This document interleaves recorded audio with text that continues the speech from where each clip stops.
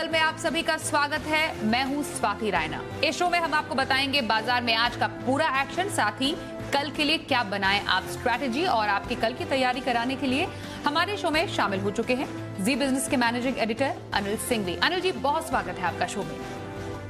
साथ ही खास मेहमान परिचय करा दे, आज हमारे साथ शो में रहेंगे साथ एचडीएफसी सिक्योरिटीज के वीके शर्मा। शर्मा सर, आपका भी बहुत स्वागत है। और पूरी रिसर्च टीम है हमारे साथ अपनी अपनी रिपोर्ट के साथ। आशीष से जानेंगे कैसा रहा आज बाजार का हाल, एचडीएफसी के नतीजे कैसे रहे बताएंगे हमें देवांशी, एस्कॉर्ट्स के नतीजे कैसे रह सकते हैं और ऑटो सेक्टर के लिए कैसा रहा जनवरी का महीना बताएंगे हमें कुशल। और बजट में एफएमसीजी के लिए जो ऐलान हुए उन्हें ब्रोकरेजेस कैसे देख रहे हैं हम जानेंगे वरुण से। सबसे पहले हम बाजार के कारोबार पर एक नजर डाल लेते हैं, आज बाजार का हाल कैसा रहा। तो बजट का दूसरा दिन था और बाजार में जश्न का माहौल जारी रहा, बिल्कुल कल की तरह। निफ्टी 350 अंकों से ज्यादा उछलकर 14,650 के करीब, तो सेंसेक्स करीब 1200 अंकों की तेजी के साथ 49,800 के करीब बंद हुआ। बैंक शेयरों में खास तौर पर जमकर खरीदारी की वजह से बैंक निफ्टी भी 3.5% से ज्यादा चढ़कर बंद हुआ।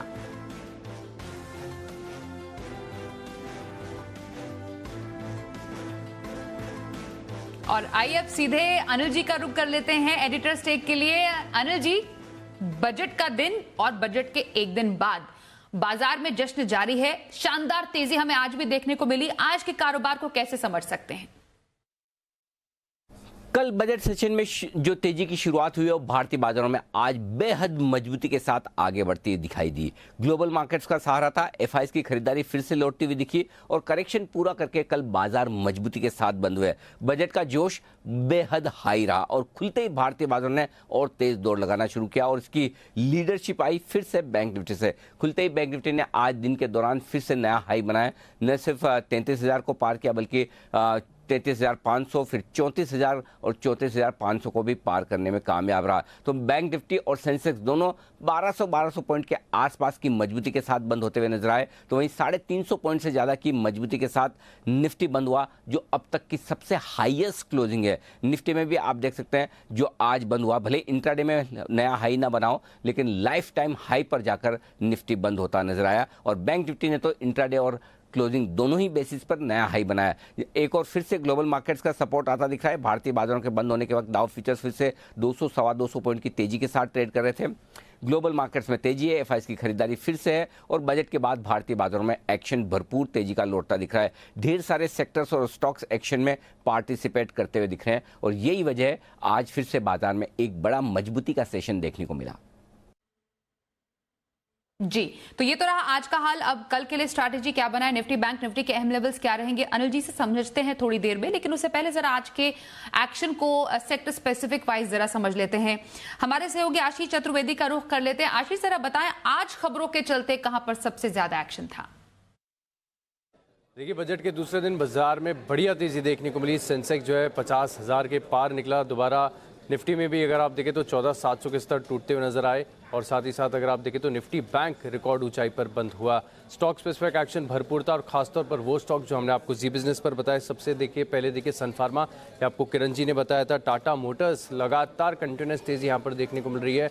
ये स्टॉक आपको राकेश कनाल चार्ट कॉर्नर में बताया गया था। इसके अलावा एस्कॉर्ट्स आपको वागले जी ने बताया और यहाँ पर भी अगर आप देखें तो नतीजों के बाद बढ़िया तेजी देखने को मिली। लेकिन सेक्टर स्पेसिफिक एक्शन की अगर आप बात करें तो सभी सेक्टर्स में सबसे ज़्यादा तेजी आज रियल एस्टेट स्टॉक्स में देखने को मिली। फिनिक्स मिल, गोदरेज प्रॉपर्टीज अच्छे खासे अंडर परफॉर्मेंस के बाद डीएलएफ में आज बढ़िया खरीदारी देखने को मिली और काफ़ी दिनों के बाद एक ब्रेकआउट देखने को मिला रेमंड के अंदर। इसके अलावा अगर आप देखें तो ऑटो स्टॉक्स की जो रफ्तार वो रुक नहीं रही। टाटा मोटर्स के बारे में मैंने आपको बताया। टाटा मोटर्स डीवीआर में भी अगर आप देखें तो बहुत शानदार तेजी देखने को मिली। अशोक लेलैंड लगातार ब्रोकरेज हाउस का जो भरोसा है वो लगातार बढ़ते जा रहा है और दूसरे भी स्टॉक्स अगर आप देखें टू व्हीलर स्पेस में हीरो मोटोकॉर्प, टीवीएस मोटर्स, इनमें भी खरीदारी का रुझान देखने को मिला। सीमेंट कंपनियों के जो नतीजे हैं शानदार देखने को मिल रहे हैं। अक्रॉस अगर आप देखें तो बढ़िया ग्रोथ देखने को मिल रही है। इसके चलते आप देखिए मंगलम सीमेंट है, Orient cement, Shri cement, UltraTech cement में अच्छी खरीदारी देखने को मिली। हाई बीटा बैंकिंग स्टॉक्स और उसमें भी आप देखिए पीएसयू दिग्गज अच्छी खासी तेजी स्टेट बैंक ऑफ इंडिया में देखने को मिली। Indian bank, private bank HDFC और साथ ही साथ अगर आप देखें तो सिटी यूनियन बैंक में भी खरीदारी का रुझान देखने को मिला। NBFC स्टॉक्स में देखिए छोटे कंपनियों में मैग्मा फिनकॉर्प है, M&M फाइनेंस, इक्विटास होल्डिंग, साथ ही साथ अगर आप देखें तो गोल्ड फाइनेंसिंग की कंपनी मनोपुर फाइनेंस में भी आज बढ़िया खरीदारी देखने को मिली। ऑयल एंड गैस सेक्टर्स में भी आज काफ़ी दिनों के बाद तेज़ी का रुझान देखने को मिला। BPCL, IOC, IGL जैसे स्टॉक्स में देखने को मिली। कुल मिलाकर देखा जाएगा तो सिर्फ एक FMCG के कुछ स्टॉक्स ऐसे थे जहाँ पर गिरावट थी, बाकी अक्रॉस सभी जगह अगर आप देखें तो आज खरीदारी का ही रुझान नजर आया। जी, फिलहाल इस जानकारी के लिए बहुत शुक्रिया आपका आशीष। सीधे हमारे आज के एक्सपर्ट VK शर्मा जी का रुख कर लेते हैं। शर्मा सर, बजट के दूसरे दिन भी बाजार में शानदार तेजी, मतलब बाजार को बजट पसंद आया, इस पर आपकी क्या राय है? और साथ ही हमेशा की तरह हम आपसे समझना चाहते हैं, एक दिन की खरीदारी कहां पर की जा सकती है और हफ्ते भर का नजरिया कहां पर रखें? जी, सबसे पहले तो हमारे जो वित्त मंत्री हैं महोदय हैं, उनको बहुत बहुत बधाई। उन्होंने जो कहा था वो कर दिखाया। और एसेंशियली जो अनिल जी ने सुबह बताया था कि सबसे अच्छी बात ये है कि इसके अंदर जो फाइन प्रिंट भी जो अक्सर बजट में होता है वो अक्सर यहाँ पे नहीं था, तो जो कुछ था वो सामने था। तो विश्वास बढ़ा है मार्केट का, मार्केट के पार्टिसिपेंट्स का और इन्वेस्टर्स का। तो ये जो तेजी है, ये ग्रोथ जो हमने देखा है वो जारी रहेगा। तो इंट्राडे टर्म्स में अगर एक स्टॉक लेना हो तो वोल्टास के अंदर हमने आज तेजी देखी है और वोल्टास करीब 5 से थोड़ा ज्यादा प्रतिशत ऊपर क्लोज हुआ। तो यहाँ पे आप 987 रुपए पे इसको ले सकते हैं और टारगेट रखेंगे इसमें 1022 का और 970 रुपए का आप स्टॉप लॉस रखें। और एक सप्ताह के लिए अगर कोई एक स्टॉक बताना हो तो वो मैं समझता हूँ कि प्रिज्म सीमेंट में खरीदारी की जा सकती है। ये एक ऐसी कंपनी है जो सीमेंट एज वेल एज अपने टाइल्स उनके अंदर काम करती है और ये आज काफी अच्छी वृद्धि से दिखाई, करीब 9.5% ये स्टॉक ऊपर था। तो यहाँ पे जो क्लोजिंग है 98.70 रुपए पे, वो आप ले सकते हैं हफ्ते भर की पोजिशनल ट्रेड के लिए। 93.80 का स्टॉप लॉस रखें, रहेगा 8 रुपए। दोनों ही स्टॉक ऐसे हैं जो आपको स्टॉप लॉस को ऊपर बढ़ाते रहना पड़ेगा। और याद रखिए, ट्रेडिंग प्रॉफिट होने के बाद कभी भी ट्रेडिंग के अंदर आपको लॉस उस ट्रांजैक्शन में कभी नहीं होना चाहिए, इसका ध्यान रखिएगा। जी, चलिए, तो आपने तो VK शर्मा जी की इंट्राडे और पोजिशनल कॉल सुन ली। लॉन्ग टर्म नजरिया भी हम उनसे जानेंगे बस थोड़ी देर में, लेकिन उससे पहले कुछ नतीजों पर नजर डाल लेते हैं। HDFC ने आज नतीजे पेश किए, अनुमान के मुताबिक कैसे रहे HDFC के नतीजे, जरा समझते हैं। देवांशी के पास चलते हैं सीधा। देवांशी, जरा बताएं HDFC के नतीजे कैसे रहे?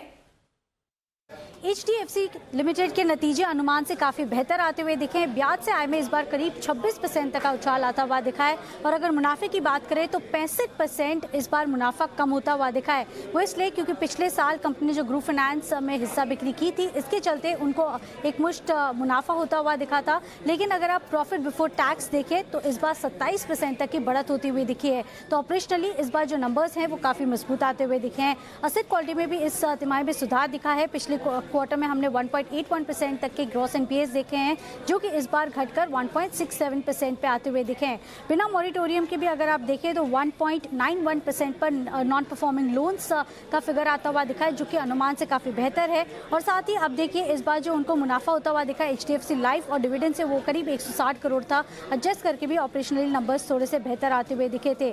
साथ ही मैनेजमेंट का ये कहना है कि इस तिमाही में जो डिस्बर्समेंट्स हैं वो अच्छे खासे बढ़ते हुए दिखे थे। करीब 26% तक की ग्रोथ इनके इंडिविजुअल डिस्बर्समेंट्स में आती हुई दिखी है। कलेक्शन एफिशिएंसी में इस बार सुधार देखने मिला है। और साथ ही मैनेजमेंट का ये भी कहना था कि जो होम लोन्स की मांग है वो अभी भी काफ़ी मजबूत बनती हुई दिख रही है। ट्रेंड मजबूत बनता हुआ दिख रहा है। एवरेज टिकट साइज इस तिमाही में आप अगर पिछले कई महीनों से कंपेयर करें तो बढ़ती हुई दिखी है, जो कि एक पॉजिटिव ट्रिगर इस कंपनी के लिए होता हुआ दिखा। और साथ ही लोन ग्रोथ जो है वो सारे सेगमेंट्स में बढ़ती हुई दिखी है। अफोर्डेबल हाउसिंग में भी अच्छी ग्रोथ है और साथ ही जो प्रीमियम घरों की डिमांड और साथ ही जो लोन की मांग है उसमें भी थोड़ी सी बढ़त इस बार आती हुई दिखी है। तो इन ऑल HDFC लिमिटेड से बेहतर नतीजे इस बार आते हुए दिखे हैं।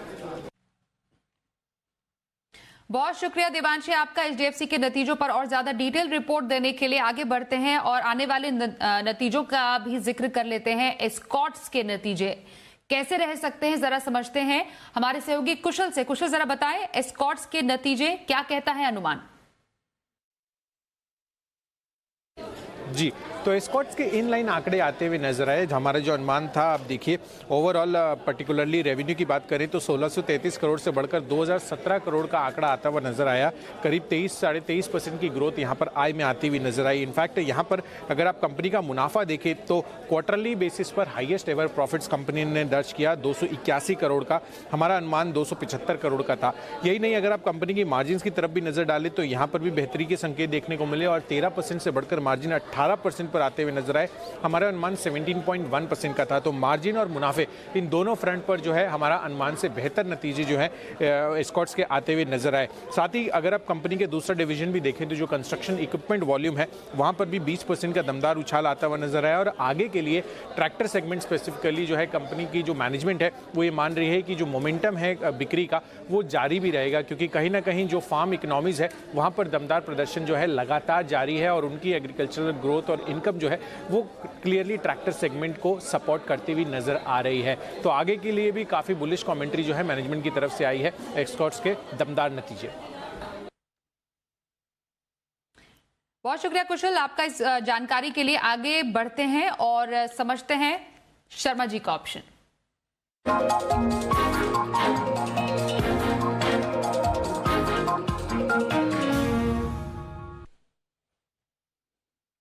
तो शर्मा जी का ऑप्शन जानते हैं। एचडीएफसी सिक्योरिटीज के बीके शर्मा जी हमारे साथ आज शो में हमारे खास मेहमान भी हैं। सर बताइए, अब कल बम्पर कमाई का कौन सा ऑप्शन बताएंगे? जी स्वाति जी, इस सेगमेंट के दर्शकों को विशेष नमस्कार। तो आज का जो ऑप्शन है वो भारत फोर्ज को मैं लेकर आया हूँ। ये करीब 5.7% ये स्टॉक ऊपर बंद हुआ, तेजी थी इसमें। और यहाँ पे मैं सलाह दे रहा हूँ कि फरवरी महीने की 650 की कॉल खरीदी जा सकती है 34 रुपए पे। इसमें स्टॉप लॉस रखें आप 27 रुपए का और टारगेट आपका रहेगा 44 रुपए का।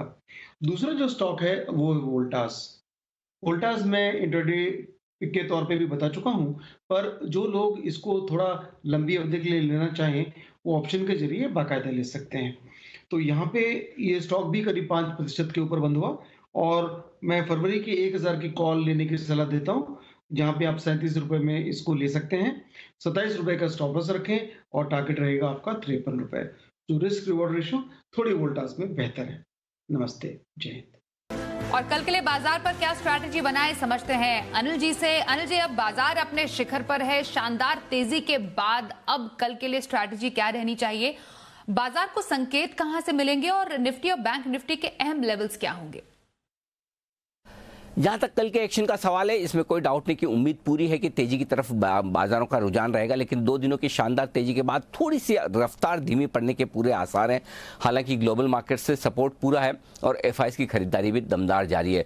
निफ्टी के लिए अब रेंज ऊपर की तरफ शिफ्ट होती हुई दिखेगी और कल के लिए 14,500 14,550 मजबूत सपोर्ट के तौर पर काम करेगा और ऊपरी स्तरों पर एक बार 14,750 14,850 की रेंज में जाने की कोशिश निफ्टी की हो सकती है। बैंक निफ्टी तो बिल्कुल ही एकदम अलग ही रेंज में आ चुका है, नए जोन में आ चुका है, जहां किसी तरह के कोई लेवल्स है ही नहीं। एक छोटा मोटा जो सपोर्ट लेवल है वो 33,300 के आसपास निकल कर आता है, उससे ऊपर कहीं सपोर्ट है नहीं। हालांकि बंद बहुत ऊपर 34,000 के जाकर बंद हुआ है बैंक निफ्टी, तो सपोर्ट काफी दूर है, लेकिन ऊपरी स्तरों पर 35,000 तक जाने की संभावना बैंक निफ्टी की दिख रही है डेटा के लिहाज से। तो बड़ी रेंज है, बड़े लेवल से, बड़े ब्रेकआउट है और उम्मीद करते हैं कि अगर ग्लोबल मार्केट से थोड़ा भी सहारा मिला तो भारतीय बाजार गैप से खुलेंगे और अगर सहारा ना मिला तो नीचे खुलकर रिकवर करने की कोशिश करेंगे। शॉर्ट्स काफी हैं, स्पेशली बैंक निफ्टी में, और हर लोअर लेवल पर आपको बैंक निफ्टी में शॉर्ट कवरिंग का सहारा भी आता दिखेगा और निफ्टी में भी आप फ्रेश खरीदारी के दम पर तेजी होती दिखेंगे। और सेक्टोरल चर्निंग चल रही है। आज सीमेंट शेयरों ने, ऑटो शेयरों ने तेजी भरने का काम किया, लेकिन आखिरी मोमेंट पर थोड़े फार्मा, थोड़े रिलायंस जैसे स्टॉक्स भी मजबूत होते दिखे। तो कहीं न कहीं से किसी न किसी स्टॉक से आपको सहारा आता हुआ दिख रहा है और वही ट्रेंड रहने वाला है बाजार में। मिड कैप और स्मॉल कैप शेयरों में जो एक्शन थोड़ा ठंडा था पिछले 1 हफ्ते से 10 दिन से, अब वहां पर भी रफ्तार पकड़ने की पूरी उम्मीद है। तो ट्रेडर्स के लिए अब भी इस बाजार में ढेरों मौके हैं और इन्वेस्टर्स को अपनी अच्छी पोजीशंस पर अब भी जमे रहना चाहिए, बने रहना चाहिए। जी बहुत शुक्रिया अनिल जी, कल के लिए स्ट्रैटेजी बताने के लिए बाजार में क्या रखी जाए। आइए अब आगे बढ़ते हैं और देखते हैं कल का ऑप्शन।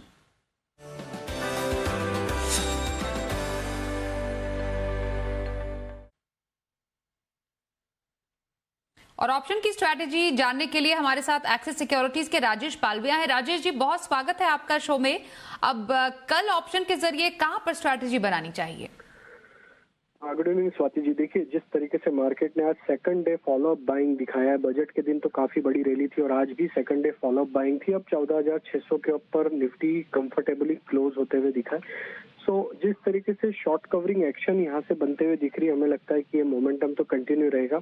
14,800 इमीडिएट टारगेट निफ्टी के लिए हमें लगता है कि आते हुए दिखना चाहिए। तो ऑप्शन बाय करेंगे, कॉल ऑप्शन 14,800 का, जो कि आज क्लोज हुआ है 50 रुपए के आसपास। इसमें 35 रुपीज का स्टॉप लॉस रखेंगे और 88 से 95 तक के टारगेट हमें लगता है इस ऑप्शन के देखने को मिलना चाहिए कल के सेशन में।